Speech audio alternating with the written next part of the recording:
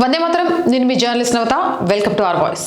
అయ్యా అధికారంలో ఉంటే చాలు స్కాములతో కోట్లు సంపాదించుకోవచ్చు అనుకునే సంతానం ఈ మధ్య కాలంలో రాజకీయ నాయకులలో ఎక్కువైపోయింది. గతంలో చూసాం బీఆర్ఎస్ అధ్యక్షులు కేసీఆర్ కూతురు లిక్కర్ స్కామ్లో ఎలా ఉంది, ఎంత సంపాదించుకుంది, దీనికి సంబంధించి చాలా జరిగినాయి.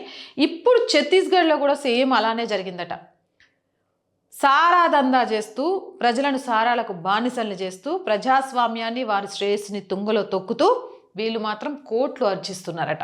ఛత్తీస్గఢ్లో జరిగిన భారీ లిక్కర్ స్కామ్లో ఆ రాష్ట్ర మాజీ ముఖ్యమంత్రి భూపేష్ బఘెల్ కుమారుడు చైతన్యకు సుమారు 250 కోట్లు ముట్టినట్లు తెలుస్తోంది.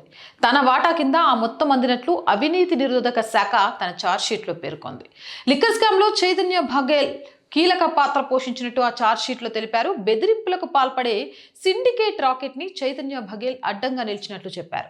ఎక్స్చేంజ్ శాఖలో ఉన్న కొందరి అండతో వసూళ్లకు పాల్పడినట్లు తెలుస్తోంది. 2018 నుంచి 2023 వరకు లిక్కర్ స్కామ్ జరిగినట్టు ఆరోపణలున్నాయి. మద్యం కుంభకోణంపై సుమారు 3800 పేజీల డాక్యుమెంట్ ని రూపొందించారు. సుమారు 3000 కోట్లకు సంబంధించిన మద్యం కేసులో చైతన్య బఘెల్ ప్రధాన నిందితుడిగా భావిస్తున్నారు.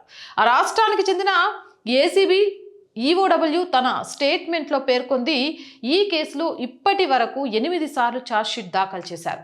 ఇక తాజా ఛార్జ్షీట్లో ప్రస్తుతం విచారణ ఏ దశలో ఉందో పేర్కొన్నారు. కస్టడీలో ఉన్న వారి గురించి పూర్తి స్థాయిలో డిజిటల్ ఆధారాలను సేకరించారు.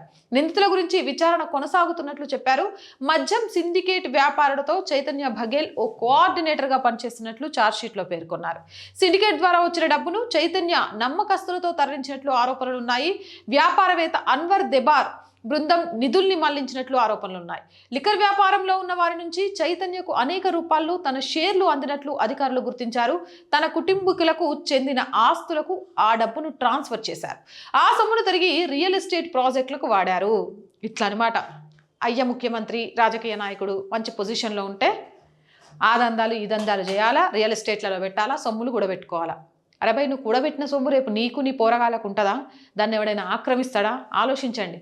మందిని కొట్టి తినే సొమ్ము ఎట్లా అరుగుతుందో, ప్రజలను తాగుడికి బానిసం చేసిన సొమ్ముతో ఎట్లా వీరవిహారం చేస్తారో భగవంతుడికే తెలవాలా. మీలాంటి వాళ్ళు నాయకులు అని చెప్పుకోవడానికి సిగ్గుండాలా. మీకు లేకపోయినా చెప్పుకోవడానికి మాకు సిగ్గేస్తుంది. అవునంటారా కాదంటారా? మీ అభిప్రాయం ఏంది? కామెంట్ సెక్షన్లో పెట్టండి. అండ్ రోజు చెప్తుంది అండి, ఆర్ వాయిస్ పొలిటికల్ రెండు మన ఛానల్సే. So please subscribe our channels. Content బాగుంది అనిపిస్తే లైక్ చేయండి, షేర్ చేయండి. ఆర్థికంగా ఆర్ వాయిస్కి చేయూతను అందించండి.